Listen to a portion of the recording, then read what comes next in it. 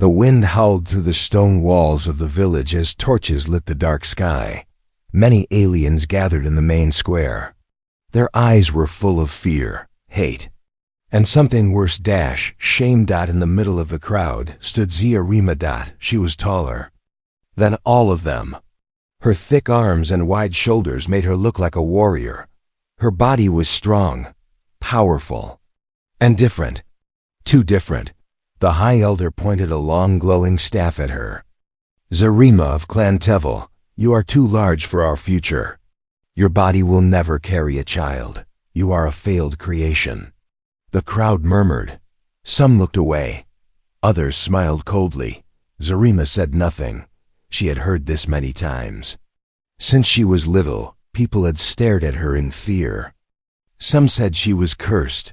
Some said she was a danger. But the worst ones said nothing at all. They just walked away like she didn't exist.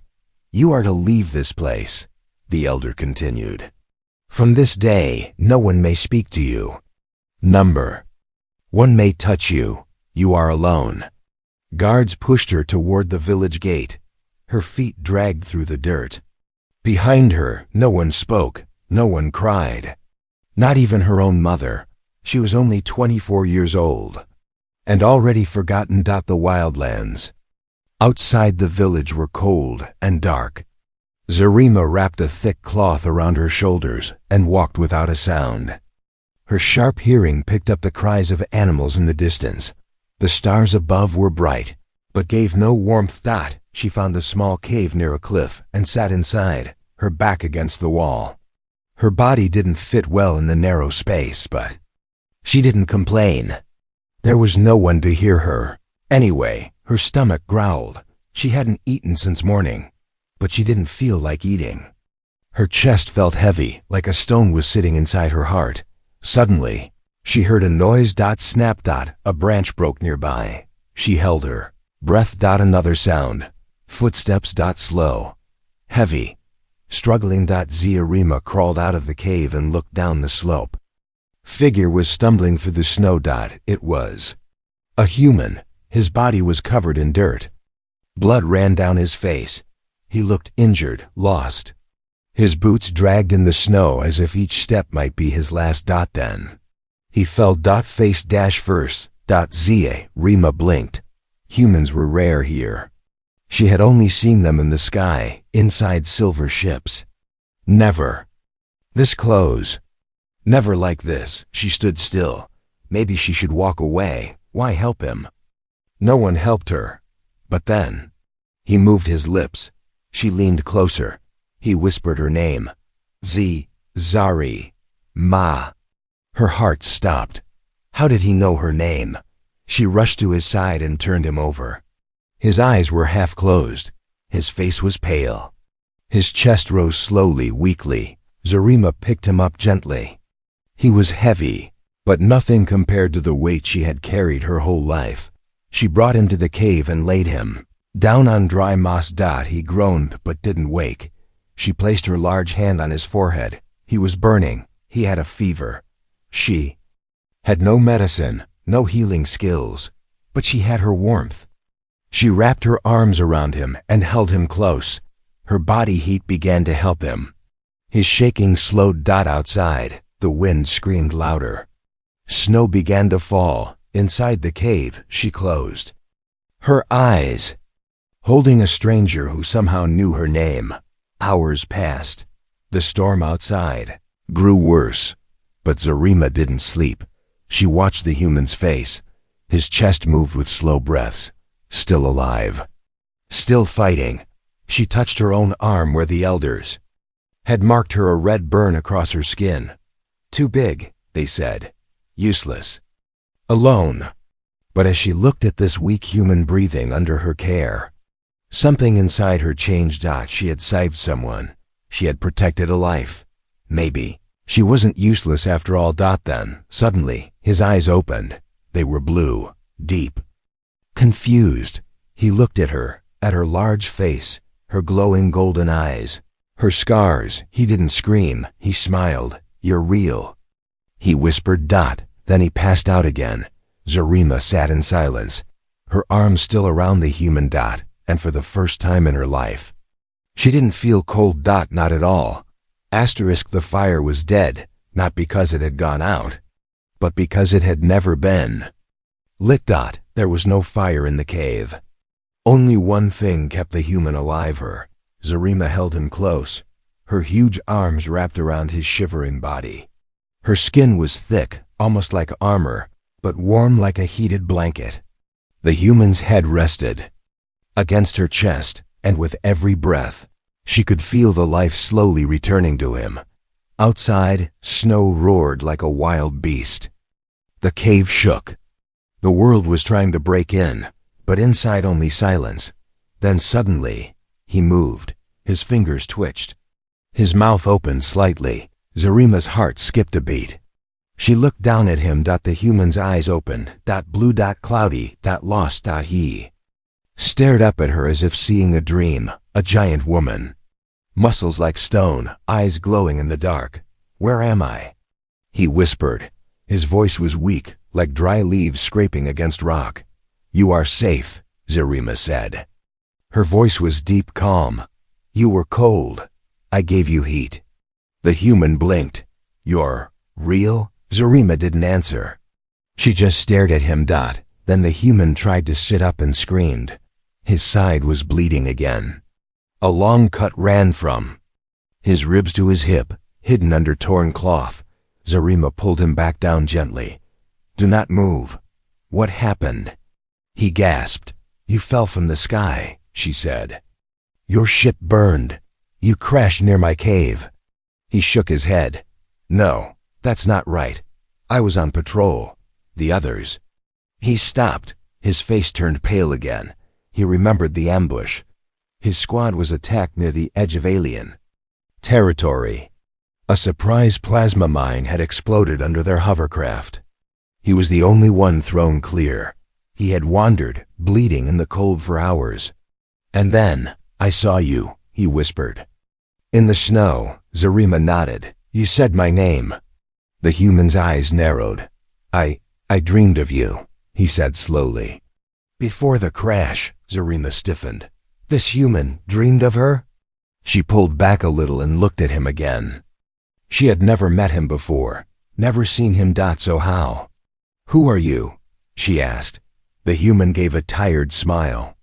"Name's Cole, Corporal Cole Mason, Earth Military Forces." "Earth?" she repeated. "You are far from home." "So are you," Cole said, his voice soft. "You don't belong in a cave." Her jaw clenched. "They made sure I don't belong anywhere." Cole didn't ask. He just looked at her, not like a freak or a monster, but like a person. A pause filled the cave. Outside, the wind had started to fade. The storm was dying down, but just then, boom. Sound echoed in the distance. A deep pulse, metallic, not natural. Zarima's head snapped toward the entrance of the cave. "What was that?" Cole asked, alarmed. She grabbed her long walking stick and stood. "Hunters," she said. "My people." "Your people?" Cole frowned. "Why are they looking for you?" Zarima turned toward him. "If they find me with you, they'll kill us both." There were 2 heartbeats in the cave that night, but only one of them was familiar to this world. The other felt wrong, off, strange. Zarima sat near the cave wall, listening, not with her ears, but with the instincts of her kind. She could feel the rhythm of life, the air, the ground, the energy around her. Cole's heartbeat didn't sound like any heartbeat she had ever known. It was faster, wilder, stronger, like a drum beating from a distant land. She looked at him again. The human lay under thick cloth, his skin pale but healing. His wound had stopped bleeding. His face was calmer now. But that heartbeat, it echoed inside her. And it was starting to match her own. Why? Cole woke slowly. The smell of cold stone and mountain wind filled his nose. Then he saw her, Zarima, sitting like a statue. Huge. Still. But watching him. "Morning?" he said, with a tired smile. "There's no morning here," she replied. "Only cold." He gave a small laugh.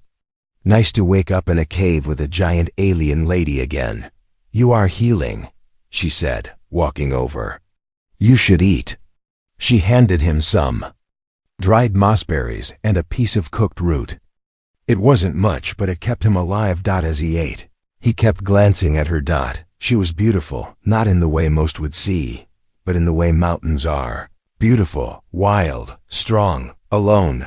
I still don't get it, Cole finally said. Why? Did you save me? Zarima didn't answer right away. She turned toward the cave entrance, where frost gathered on the rocks like crystals. My people think I'm broken, she said. Too large, too unnatural. My body can't carry young. They say so. They cast me out. She took a slow breath. No one touches me. No one speaks to me. I am nothing. Cole looked at her for a long moment. Then he slowly placed a hand on her arm. You're not nothing, he said. Zarima froze. It was the first time anyone had ever touched her like that, gently. Without fear, without hate. She looked down at him. Her voice cracked. They say I'm empty inside. Cole's hand stayed where it was. That's a lie, he said. I don't know what your people see. But when I woke up and I saw you, I felt full. Like I was finally in the right place. She stared at him. Then suddenly, boom, the sound returned, closer this time. 3 heavy pulses. They're here, Zarima whispered. Cole tried to stand but groaned in pain. Zarima helped him up. We have to move. But where? She didn't answer. Instead, she reached behind a rock and pulled out a long silver rod. It hummed softly. A lost piece of old technology, half weapon, half mapstick. She helped Cole up onto her back like a backpack. Her body was strong enough to carry him with ease. As they stepped out into the snowy path, Zarima looked down the mountain. Faint lights moved through the trees. Below, hunters. But they didn't know something yet. They didn't know the truth Zarima had just discovered when Cole touched her. Something changed inside her body. For the first time since she was born. She didn't feel empty anymore. She felt alive. Full. And something was moving inside her. Not a child, not yet, but a new beginning. The snow no longer felt cold. It felt sharp. Like a warning. Each step Zarima took left a deep print in the frozen ground, too large to hide, too wide to ignore. Behind her, the human clung to her back, quiet, breathing softly. In her ear. But above the wind, above the trees, above everything. She could feel it. They were close, her own people. The ones who had judged her. Worthless. Now they hunted her, like she was prey. They moved through the forest, following an old path only outcasts knew. The trees here were thick, their black branches heavy with ice. The moonlight barely touched the ground. Zarima stopped suddenly. Cole felt it too, a pressure in the air.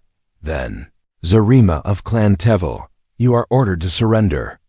The voice came from the shadows, loud and cold. Cole tensed. Zarima didn't flinch. They found us, she said quietly. From the darkness stepped 3 armored figures, tall like her, but thinner.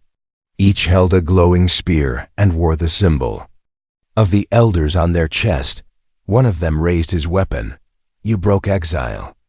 And you dared bond with a human. Cole looked at Zarima. Bond? What does that mean?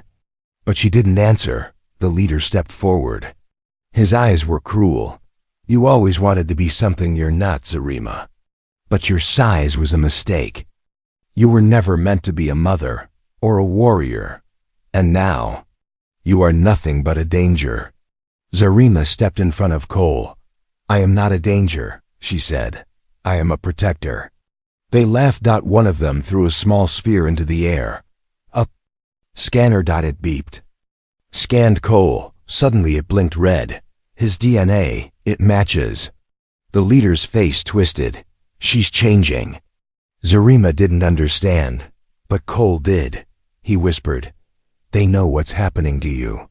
Zarima's body had started Reacting, adapting, something ancient in her blood had awakened.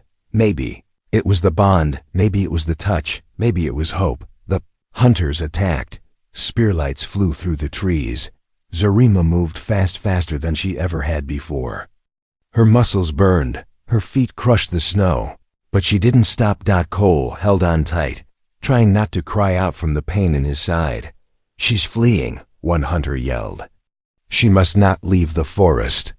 But they couldn't catch her. Not this time. She wasn't running away. She was running toward something now. They found a hidden cave, one she had discovered long ago when she was a child, hiding from bullies. She pulled a thick stone door closed behind them. Darkness. Silence. Then she fell to her knees. Exhausted. Cole slid off her back and sat beside her, breathing hard. "What do we do now?" he asked. Zarima looked down at her own hands. They were glowing slightly. Her skin had changed color just a little. "Warmer, brighter, I think. Something inside me is waking up," she said softly. Cole took her hand. "I think it's life," he whispered. They looked at each other, and outside, the hunters searched the forest. But the snow had covered her tracks, for now. They were safe, but not for long. The cave walls began to glow, not from fire, not from sunlight, but from her. Zarima's skin pulsed with soft orange light, especially around her stomach, her chest, her arms. It was gentle but alive. Cole sat beside her, watching in silence. "What's happening to you?" he whispered. Zarima didn't know, but something inside her had changed. She wasn't just healing from pain. She was becoming something new. Suddenly, a soft chime echoed in the air. Cole reached into his jacket and pulled out a small, cracked device, the emergency beacon he had activated days ago. Its light blinked green. Someone answered. He said, "Zarima." Stood. "Is it your people?" Cole shook his head. "No human tech moves that fast out here." Another chime. Then a voice crackled from the device. "Unknown life signs detected. Hold position. Medical support inbound." Zarima frowned. That voice was not human.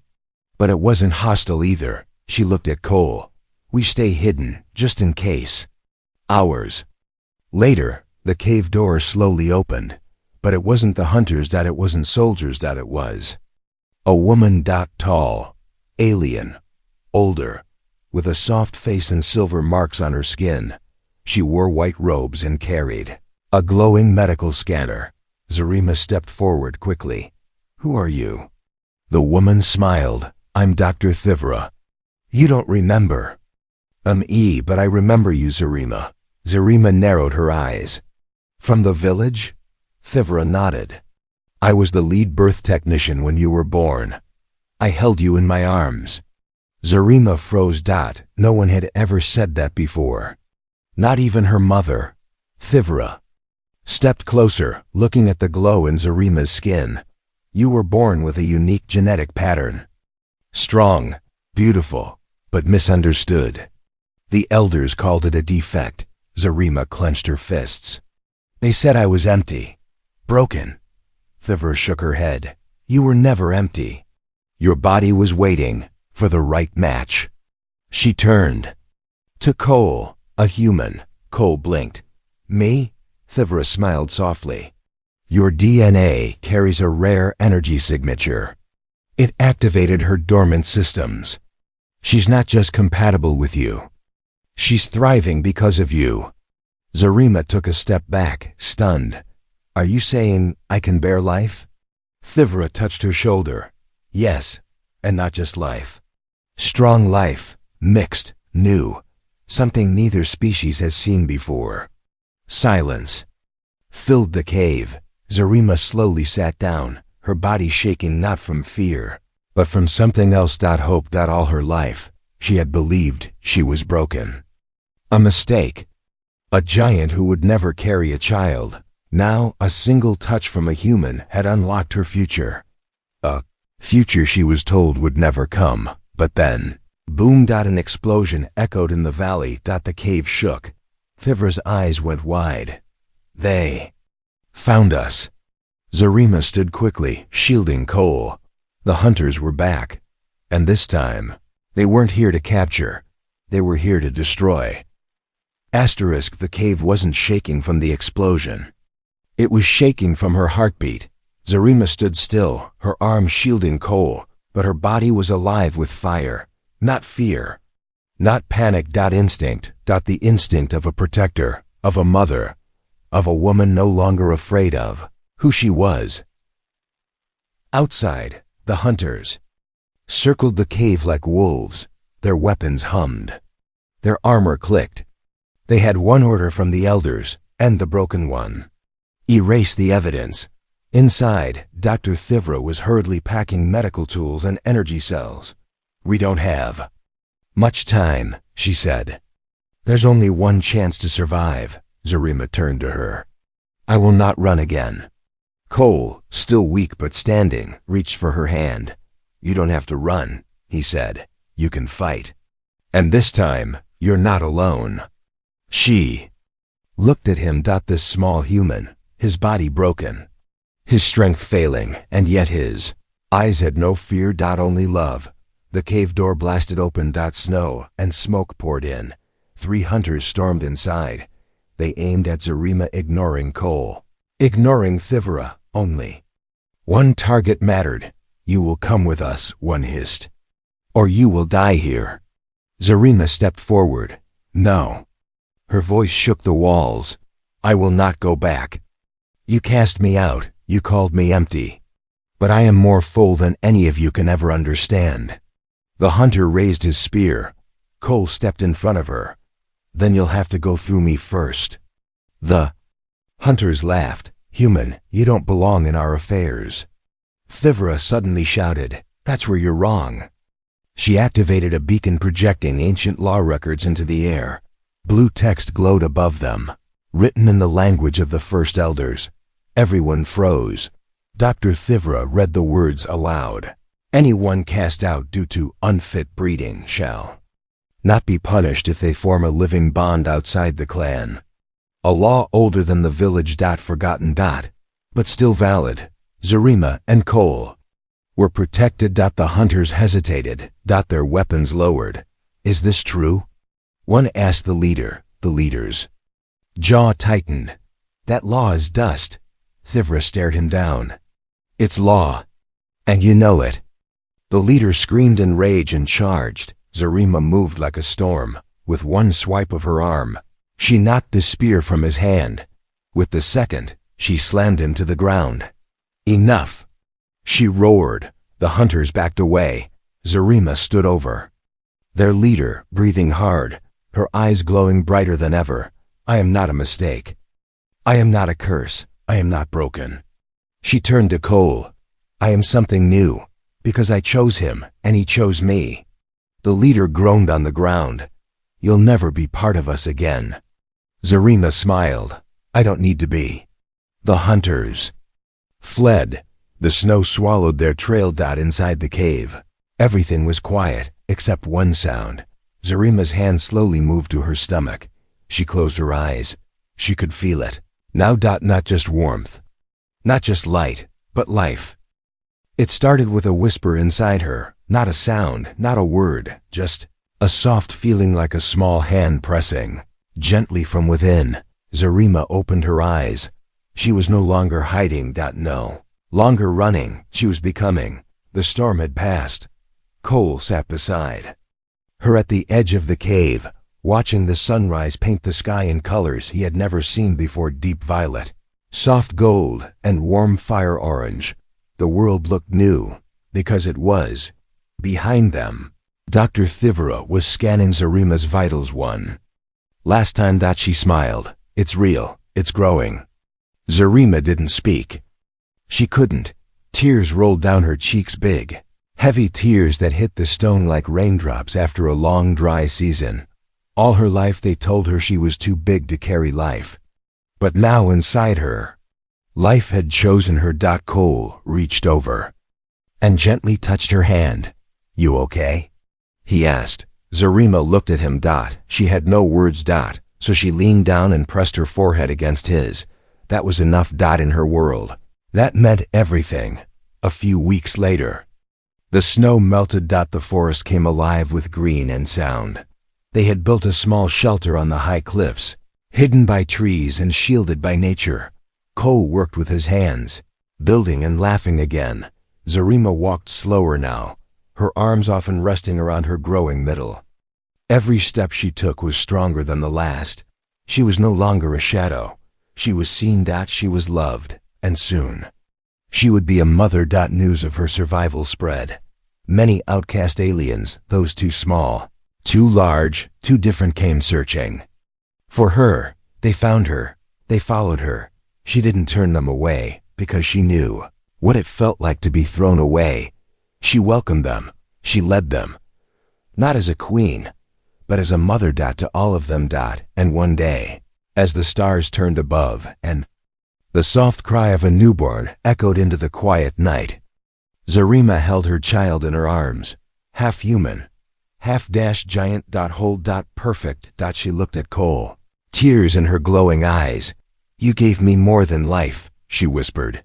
You gave me a reason to live it.